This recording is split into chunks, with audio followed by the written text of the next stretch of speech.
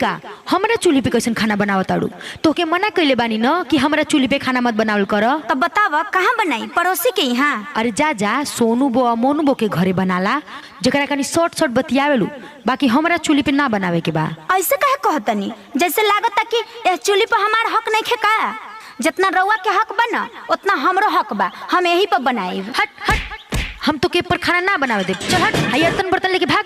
अइली है खाना बनावे। अरे अरे ये काहे बर्तनवा फेंकतनी? अरे बर्तन मत फेंकी। जब कह देली कि हमरा चूल्ही पे ना बनी खाना तो ना बनी।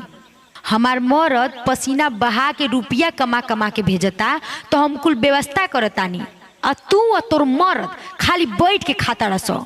ए बहू, अरे का लड़ता जाओ, इस सवेरे सवेरे का करता जा? ए अम्मा जी, रउआ बीच में बोली मत, ना तो बुराइए बा।